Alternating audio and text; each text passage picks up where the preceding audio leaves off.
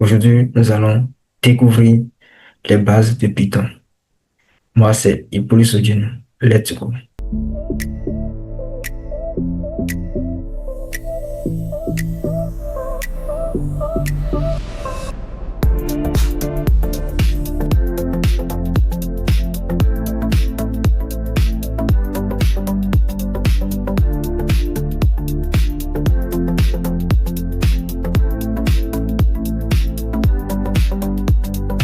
Pour ceux qui n'ont jamais utilisé Python, c'est aujourd'hui de commencer. D'abord, vous allez aller ici. Pour ceux qui n'ont pas encore regardé ma première vidéo sur l'installation des distributions de dépendance de Python, où on va utiliser Python directement, n'hésitez pas à aller regarder la première vidéo. Toutes les étapes sont détaillées là, le lien ici, c'est le lien important pour pouvoir télécharger les bons setups, pour pouvoir installer, pour pouvoir commencer votre programmation Python. Tout est disponible là-bas. Ici, vous allez dans la barre de recherche comme ça. Alors, je vais recommencer. Vous allez ici, en bas, vous tapez comme ça, dans la barre de recherche, et vous tapez Anaconda. Anaconda. Déjà, après vous tapez Anaconda, vous verrez Anaconda Pro. Si vous avez installé Anaconda sur votre PC, dans la vidéo que j'avais fait précédemment, j'avais parlé de ça. Pour ceux qui souhaitent utiliser Anaconda, si vous avez déjà installé Anaconda sur votre PC, vous tapez Anaconda dans la barre de recherche là, et puis vous cliquez sur Anaconda Pro ici, et vous aurez une interface de cette forme, une ligne de commande. Et puis ici, vous allez écrire Jupyter Lab. Jupyter Lab. Et puis, vous allez lancer. En attendant qu'il commence son travail, je vais montrer pour ceux qui utilisent VS Code.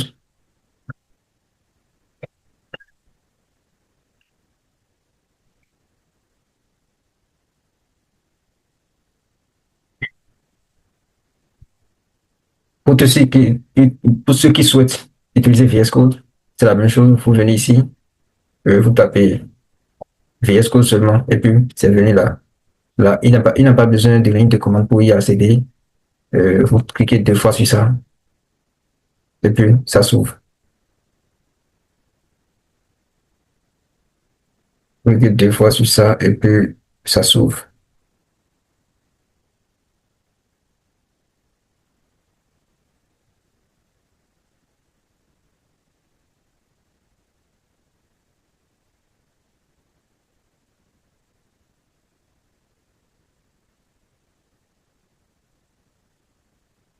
Donc, c'est un peu ça.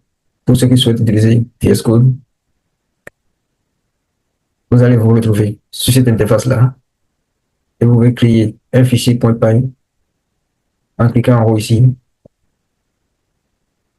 Il vous donne la main de donner le nom à votre fichier. Moi, je donne main.py.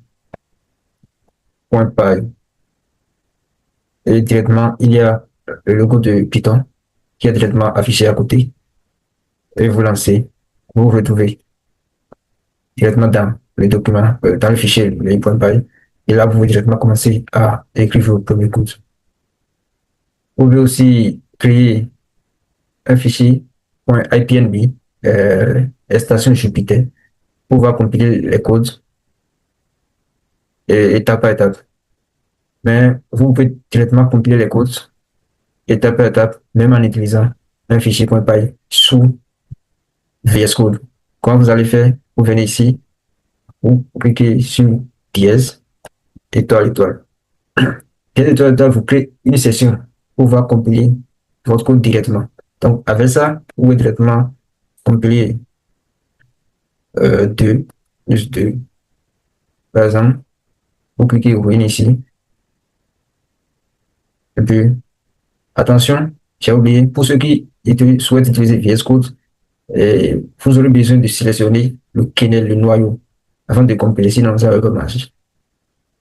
Vous allez lancer la compilation, il vous sera demandé de sélectionner le kernel. Donc, n'oubliez pas de sélectionner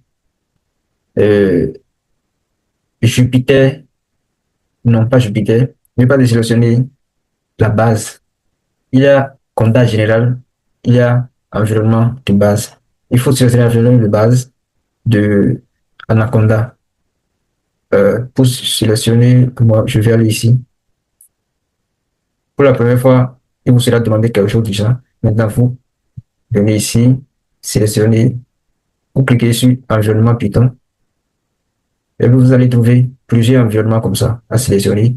Moi, il vous conseille de sélectionner la base qui est là, comme dans Env.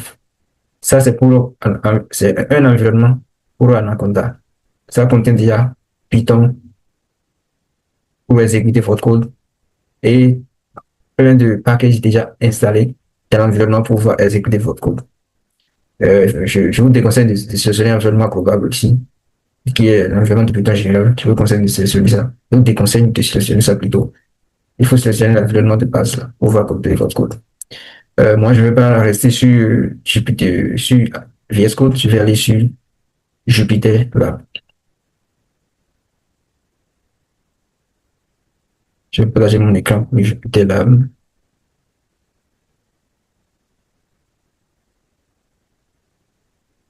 Ok, c'est bon. Alors ici, nous sommes sur Jupyter Lab.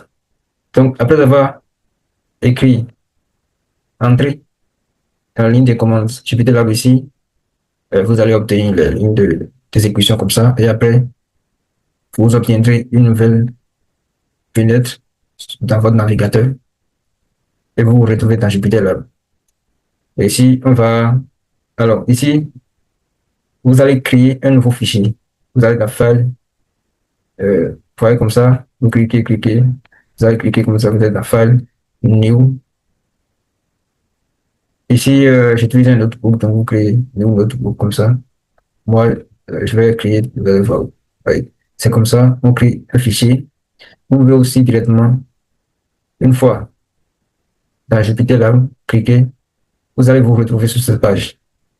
Une fois dans Jupyter Lab, donc, vous allez venir directement ici, sous Notebook, pas sous console, sous Notebook, vous cliquez ici deux fois et directement, un nouveau notebook est créé. De façon générale, c'est comme ça, on crée un fichier IPNB, l'extension Python ici. Si vous souhaitez aussi créer un fichier .py comme ce que j'ai créé dans VS Code, vous allez rester ici. Au lieu de rester sur Python 3 IPN, Python 3 IPKNL, vous allez rester ici sur Python Found. Donc vous cliquez trois fois et puis non, c'est pas ça. J'ai mal cliqué.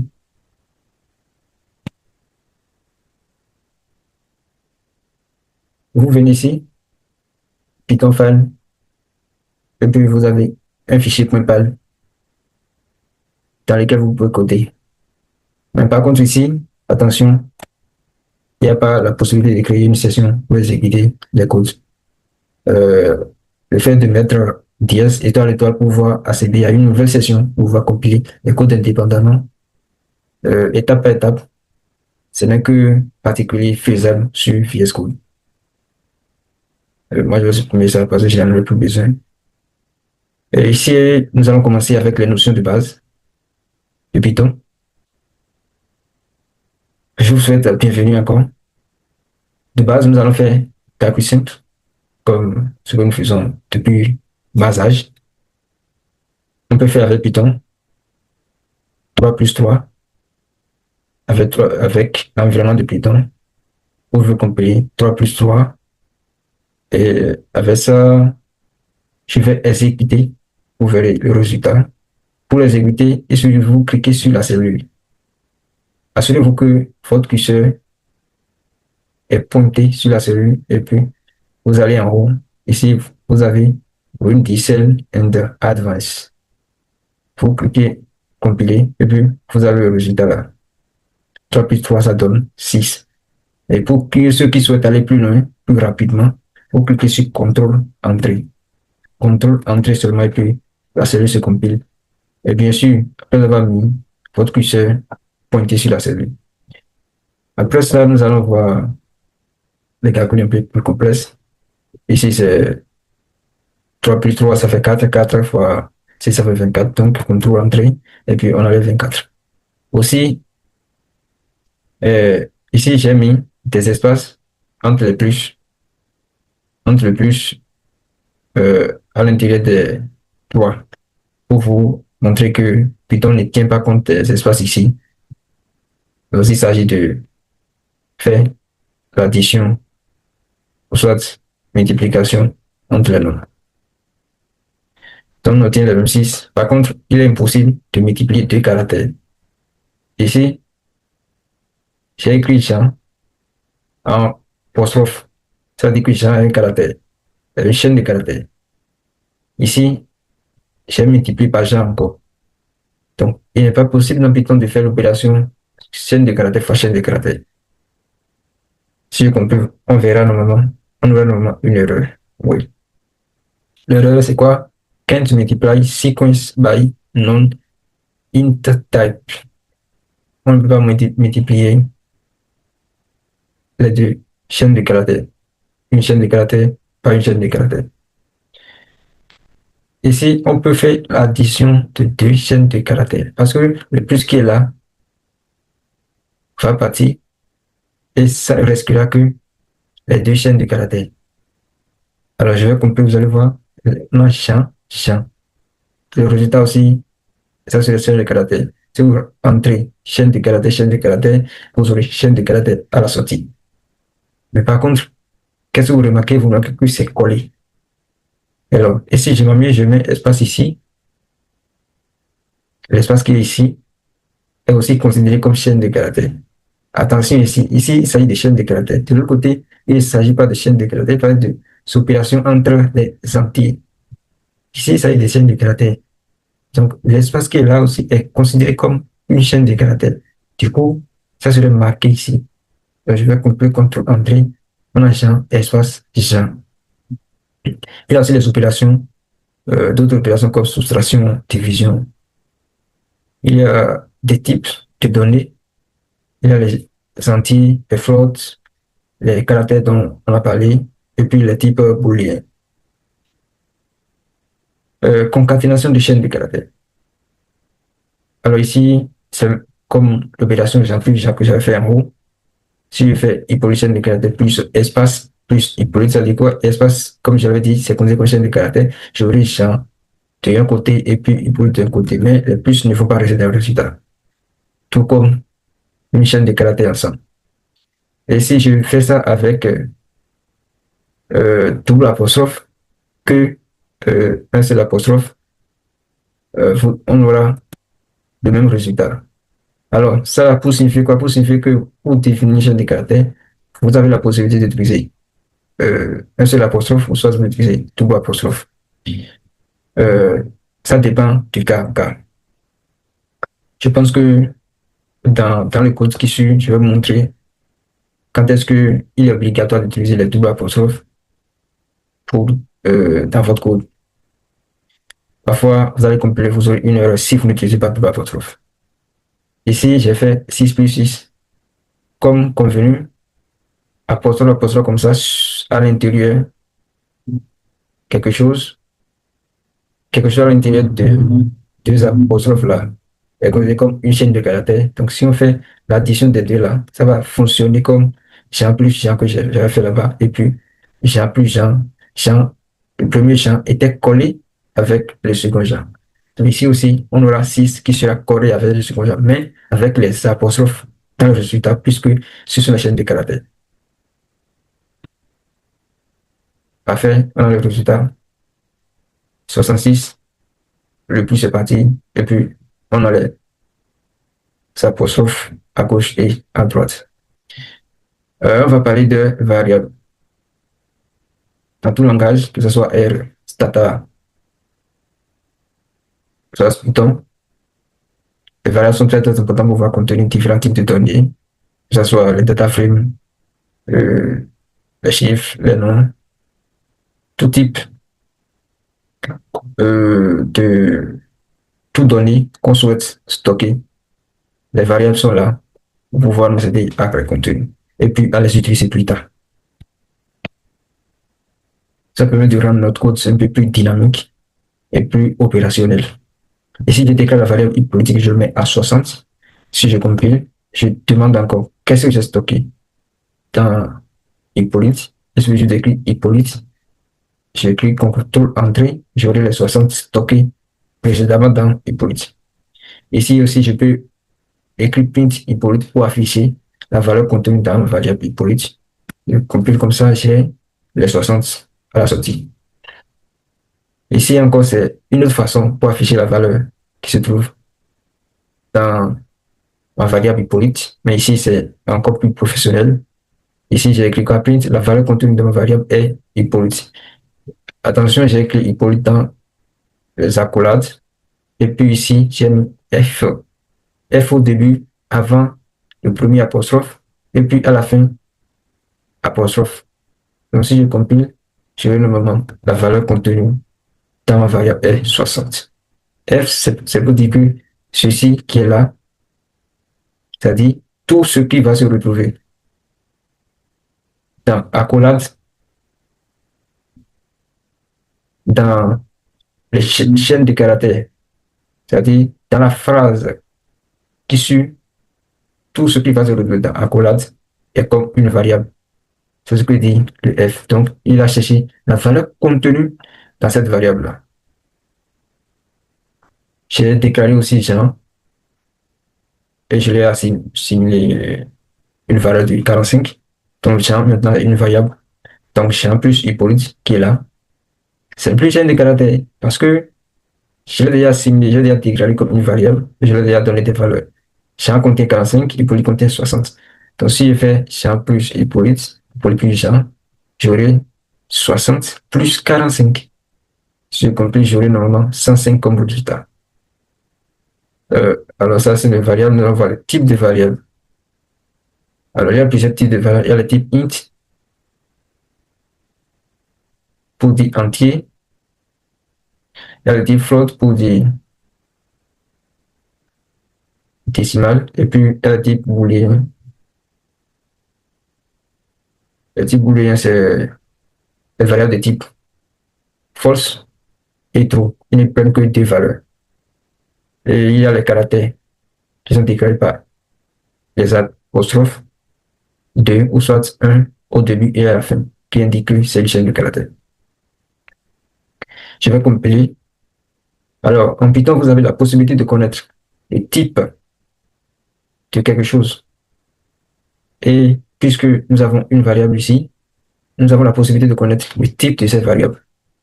Moi, je l'ai déclaré les variables ici, je les ai assignées seulement des valeurs en sachant que ceci c'est un int, ceci c'est un nombre virgule, ceci c'est un booléen, ceci c'est une chaîne de caractères. Donc, si j'écris type nt, normalement, je dois obtenir int comme résultat.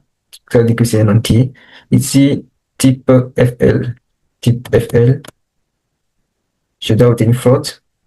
Et ici, type bo, ou de booléen, je dois obtenir bool. Ça veut dire que ceci, c'est une variable booléenne plutôt. Ici, ici type st, je dois obtenir st pour dire que c'est une chaîne de caractères.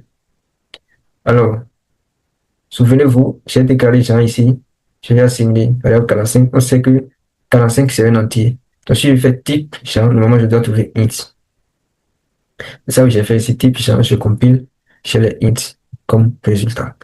Ici, c'est un petit programme qui dit print hello, welcome, my first programme. Et puis ici, j'ai mis name, je l'ai égal input, what, si je l'ai. Input qui est là, c'est une fonction en Python qui ouvre une interface, une fenêtre et demande à l'utilisateur d'entrer quelque chose. Et puis je dis welcome to introduction in Python et puis j'ajoute tous les noms. Si je compile, il va me demander d'entrer mon nom. Moi j'entre HP, valide, il me dit welcome to introduction in Python HP. On peut écrire aussi en exigeant la forme de l'entrée qu'on veut. Ici, ici c'est une cellule supplémentaire, je vais supprimer. OK. Ici, je demande à l'utilisateur d'entrer un nom. Digit, c'est un chiffre. D'entrer un chiffre. Et puis, j'ai exigé que le chiffre soit un entier. À cause j'ai mis int, en parenthèse, input. Et puis, le message que je devrais mettre, d'afficher à l'écran pour l'utilisateur. Je l'ai mis entre parenthèses de la fonction input. Donc, si je compile, j'en 5, il me dit, wow, that is so good. Your choice 5. C'est la message que je vais donner ici. C'est ça qu'il m'a retrouvé ici. Ici aussi, il y a le F qui est là. Et puis ici, il y a le nom de la variable number ici, qui est dans la colonne. Du coup, il est parti chercher la valeur contenue dans la variable number pour me l'afficher ici. So, on a wow, that is so good, your choice 5. Il y a aussi d'autres opérations qu'on peut faire avec les opérateurs de comparaison. On peut comparer égalité, égalité pour dire, vérifier si telle chose est égale à telle chose. On peut dire à Python de vérifier si telle chose. Attention, ici, c'est pas vérifier telle chose égale à telle chose, mais telle chose égale à telle chose. Le fait d'écrire égal, c'est une assignation, mais le fait d'écrire égal, ça veut dire une égalité en réalité. Ici, point d'exclamation suivi d'égalité veut dire différent. Ici, c'est compréhensif, inférieur ou égal, supérieur ou égal. Ici, inférieur, supérieur. Ici, c'est un petit programme pour tester tout ça. Je vais compiler. Alors, ici, j'ai déclaré la variable A, je l'ai assigné 10, variable B, je l'ai assigné 20, et j'ai dit print A égale, donc il va m'afficher A égale à 10, c'est ça qui est là, et après B égale à 20, c'est ça qui est là. Maintenant, pour le garder, il dit print A égale, et puis ici, il me dit A égale à ceci, c'est quoi? A contient la valeur 10, B contient la valeur 20. Maintenant, je l'ai dit, A égale à B, deux points. Vérifie-moi si A est égal à B, ce qui est faux parce que 10 est différent de 20. Et pour cela, il me retourne un booléen qui est fausse, qui est là. C'est pas vrai. Maintenant, vérifie-moi A différent de B, il me dit oui, tout. Ici, vérifie-moi A inférieur à B, ce qui est vrai parce que 10 est inférieur à 20. Il me retourne vrai, tout. A supérieur à B, ce qui veut dire 10 est supérieur ou égal à 20, ce qui est faux. A inférieur à B, vrai, et puis A supérieur à B, faux. Ce sont les opérateurs très importants, surtout si on rentre dans les boucles, que ce soit boucle while ou soit boucle for. Ce sont les opérateurs très importants à utiliser pour pouvoir limiter le nombre d'itérations qu'on aura à faire, qu'on aura implémenté dans le programme. Et aussi, ce sont les opérateurs qui sont très, très utiles dans les if clause et puis les wish case. Ce sont les opérateurs qui sont très importants à utiliser pour pouvoir imposer une condition sur notre entrée. Et ici, j'ai mis des opérateurs booléens aussi. Il y a les opérateurs and, or et not. Je vais compiler ça, on va discuter. Ici, j'ai déclaré int égale à true et puis égale false. Je dis int égale à true, je vais mettre ici, il dit and. Ici, je vérifie is and y. En français, normalement, on dit is et y. Donc, le fait d'écrire is and y ici, il vérifie si on a is et y. Est-ce qu'on a true et false? Est-ce que c'est correct? Est-ce que c'est compatible? Si c'est true et true, on a vrai et vrai, ça donne vrai. C'est ce opérateur de logique. Bon, je ne sais pas si vous avez fait logique dans votre vie, mais si vous n'avez pas fait logique, c'est pas grave. Mais regardez seulement que ce sont les opérateurs de logique qui sont utilisés là. Is and is, ça veut dire que true and false, ça donne false. True and true, is and is, true and true, ça donne true. Vrai et vrai, ça donne vrai. Et il y a l'opérateur OR qui est testé ici. Ici, on dit is, c'est true. Et puis Y, c'est false. Ça veut dire qu'on a true or false. True or false, c'est true. C'est l'un ou soit l'autre. Donc, une fois, il y a une partie qui est true il prend directement tout. Même s'il y a 1000, il y a tout or false, false, or false, or false, or false, false, il prendra tout comme résultat. Ici, c'est false or false, ça prendra false. Y, c'est false qui est dedans, donc on écrit Y or Y, ça veut dire Y, false or false, ça prendra false. Et puis il y a l'opération not, qui est la négation de base, en anglais, la négation. Ici, je dis not is, ça veut dire que non is.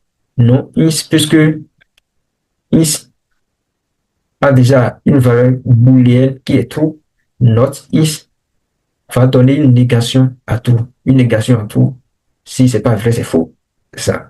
Une négation à tout, c'est false. Donc, le résultat ici, ça serait false. Not is false. Et encore not y, puisque y a une valeur booléenne qui est false. Si c'est pas faux, c'est vrai. Donc, not false, ça serait non faux, c'est quoi? C'est vrai. Ici, il prend la valeur tout. Et puis, enfin, si vous avez bien suivi tout ce que j'ai dit jusqu'à là, un petit exercice ici pour vous entraîner en utilisant tout le programme que j'ai écrit jusque-là. Vous pouvez déjà écrire un programme qui demande à l'utilisateur d'entrer sa note sur 20. Le programme doit ensuite afficher quoi? Échec si la note est strictement inférieure à 10. Passable si la note est entre 10 et 12. Inclus, ça veut dire que inclus veut dire que vous allez mettre inférieur ou égal à la fin. Et assez bien si la note est comprise entre 13 et 14. Inclus, ça veut dire qu'au niveau de la banque de 14, vous aurez inférieur ou égal. Et bien si la note est comprise entre 15 et 16, inclus 16 et 5, inclus donc au niveau de 16, vous aurez inférieur ou égal. Très bien si la note est supérieure ou égale à 17. Du coup, c'est un petit exercice. N'hésitez pas à le faire et à copier le programme dans les commentaires. Je vous laisserai le lien de ce notebook dans la description. Vous pouvez essayer tout ce qui est ici si vous utilisez VS Code sur votre PC. Donc, ça serait tout pour cette introduction à Python. Je vous dis à très bientôt pour la prochaine vidéo. Ciao.